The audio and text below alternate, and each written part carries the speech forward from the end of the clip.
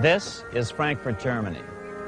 50 years after the Bank of England opened its doors, a goldsmith named Amschel Moses Bauer opened a coin shop, a counting house, in 1743. And over the door he placed a sign depicting a Roman eagle on a red shield. The shop became known as the Red Shield Firm, or in German, Rothschild. When his son, Amschel Meyer Bauer, inherited the business, he decided to change his name to Rothschild. Amschel soon learned that loaning money to governments and kings was more profitable than loaning to private individuals. Not only were the loans bigger, but they were secured by the nation's taxes. Mayer Rothschild had 5 sons. He trained them all in the skills of money creation, then sent them out to the major capitals of Europe to open branch offices of the family banking business.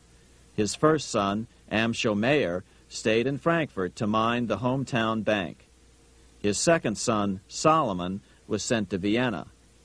His third son, Nathan, was clearly the most clever. He was sent to London at age 21 in 1798, 100 years after the founding of the Bank of England. His fourth son, Karl, went to Naples, and his fifth son, Jacob, went to Paris. In 1785, Mayer Amschel moved his entire family to this larger house, a 5-story dwelling he shared with the Schiff family. This house was known as the Green Shield. The Rothschilds and the Schiffs would play a central role in the rest of European financial history and in that of the United States. The Rothschilds broke into dealings with European royalty here at Wilhelmshof, the palace of the wealthiest man in Germany, in fact, the wealthiest monarch in all Europe, Prince William of Hesse-Kassel. At first, the Rothschilds were only helping William speculate in precious coins. But when Napoleon chased Prince William into exile, he sent 550,000 pounds, a gigantic sum at that time, to Nathan Rothschild in London with instructions for him to buy consols, British government bonds, also called government stock. But Rothschild used the money for his own purposes. With Napoleon on the loose, the opportunities of wartime investments were nearly limitless. William returned here sometime prior to the Battle of Waterloo in 1815. He summoned Rothschild and demanded his money back.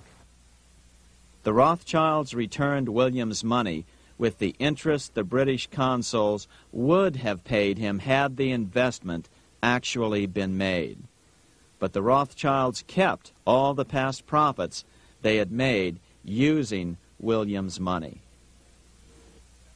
Nathan Rothschild later bragged that in the 17 years he'd been in England, he'd increased his original 20,000 pound stake given to him by his father by 2,500 times. By cooperating within the family, the Rothschilds soon grew unbelievably wealthy. By the mid-1800s, they dominated all European banking and were certainly the wealthiest family in the world. They financed Cecil Rhodes, making it possible for him to establish a monopoly over the diamond and gold fields of South Africa. In America, they financed the Harrimans and railroads, the Vanderbilts and railroads and the press, and Carnegie in the steel industry, among many others. In fact, during World War I, J.P. Morgan was thought to be the richest man in America. But after his death, it was discovered that he was actually only a lieutenant of the Rothschilds. Once Morgan's will was made public, it was discovered that he owned only 19% of J.P. Morgan companies. By 1850, James Rothschild, the heir of the French branch of the family, was said to be worth 600 million French francs, 150 million more than all the other bankers in France put together. He built this mansion called Ferrier, just east of Paris. Wilhelm I, on seeing it, exclaimed, Kings couldn't afford this. It could only belong to a Rothschild. Another 19th century French commentator put it this way: there is but one power in Europe, and that is Rothschild. There is no evidence that their predominant standing in European or world finance has changed. 4 years later, with the main French army in Russia, 30-year-old Nathan Rothschild, the head of the London office of the Rothschild family, personally took charge of a bold plan to smuggle a much-needed shipment of gold right through France to finance an attack by the Duke of Wellington from Spain. Nathan later bragged at a dinner party in London that it was the best business he'd ever done. Little did he know that he would do much better business in the near future. Wellington's attacks from the south and other defeats eventually forced Napoleon to abdicate, and Louis XVIII was crowned king. Napoleon was exiled to Elba, a tiny island off the coast of Italy, supposedly exiled from France forever. While Napoleon was in exile on Elba, temporarily defeated by England with the financial help of the Rothschilds, America was trying to break free of its central bank as well. Now, let's return to Napoleon, because nothing else in history more aptly demonstrates the ingenuity of the Rothschild family than their control of the British stock market after Waterloo. In 1815, a year after the end of the War of 1812 in America, Napoleon escaped his exile and returned to Paris. French troops were sent out to capture him, but such was his charisma that the soldiers rallied around their old leader and hailed him as their emperor once again. In March of 1815, Napoleon equipped an army which Britain's Duke of Wellington defeated less than 90 days later at Waterloo. Some writers claim Napoleon borrowed £5 million from the Bank of England to rearm, but it appears these funds actually came from the Ouvard banking house in Paris. Nevertheless, from about this point on, it was not unusual for privately controlled central banks to finance both sides in a war. Why would a central bank finance opposing sides in a war? Because war is the biggest debt generator of them all. A nation will borrow any amount for victory. The ultimate loser is loaned just enough to hold out the vain hope of victory, and the ultimate winner is given enough to win. Besides, such loans are usually conditioned upon the guarantee that the victor will honor the debts of the vanquished.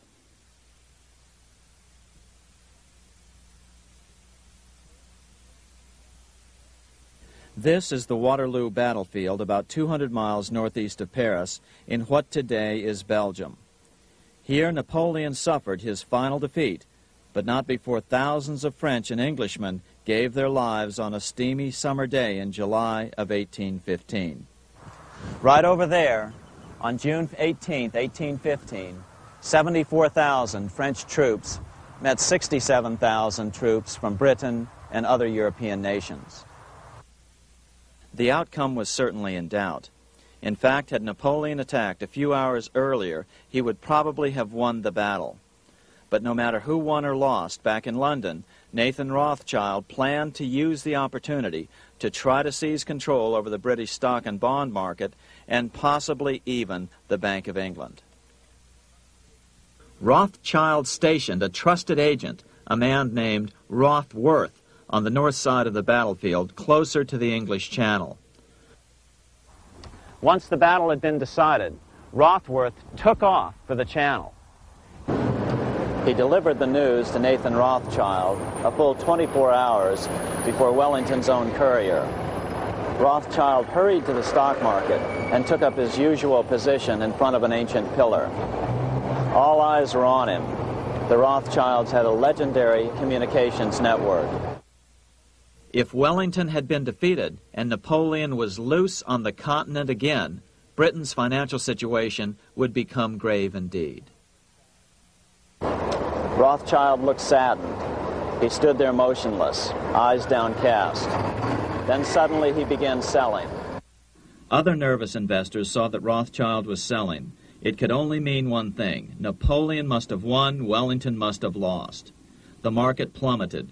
Soon everyone was selling their consols, their British government bonds, and prices dropped sharply.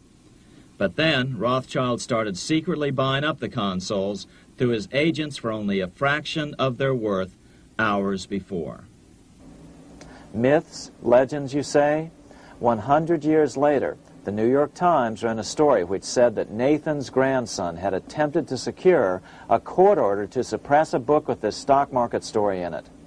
The Rothschild family claimed the story was untrue and libelous, but the court denied the Rothschilds' request and ordered the family to pay all court costs. What's even more interesting about this story is that some authors claim that the day after the Battle of Waterloo, in a matter of hours, Nathan Rothschild came to dominate not only the bond market, but the Bank of England as well. Whether or not the Rothschild family seized control of the Bank of England, the first privately owned central bank in a major European nation and the wealthiest, one thing is certain. By the mid-1800s, the Rothschilds were the richest family in the world, bar none. They dominated the new government bond markets and branched into other banks and industrial concerns. In fact, the rest of the 19th century was known as the Age of the Rothschilds. Despite this overwhelming wealth, the family has generally cultivated an aura of invisibility. Although the family controls scores of industrial, commercial, mining, and tourist corporations, only a handful bear the Rothschild name. By the end of the 19th century, one expert estimated that the Rothschild family controlled half the wealth of the world. Whatever the extent of their vast wealth, it is reasonable to assume that their percentage of the world's wealth has increased since then.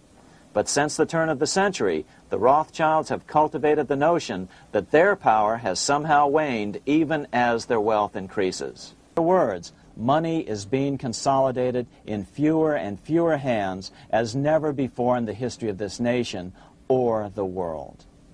Without reform, the American middle class will soon be extinct, leaving only the very rich few and the very many poor, as has already occurred in most of the world. We've been warned of all this by congressmen, presidents, industrialists, and economists down through the years.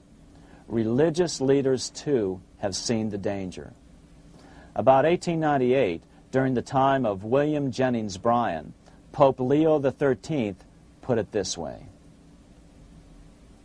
on the one side, there is the party which holds the power because it holds the wealth, which has in its grasp all labor and all trade, which manipulates for its own benefit and its own purposes all the sources of supply, and which is powerfully represented in the councils of state itself.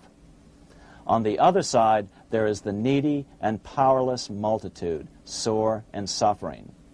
Rapacious usury, which, although more than once condemned by the Church, is nevertheless under a different form, but with the same guilt, still practiced by avaricious and grasping men, so that a small number of very rich men have been able to lay upon the masses of the poor a yoke little better than slavery itself. More recently, during America's Great Depression, Pope Pius XI spoke of the same problem. In our days, not alone is wealth accumulated, but immense power and despotic economic domination is concentrated in the hands of a few.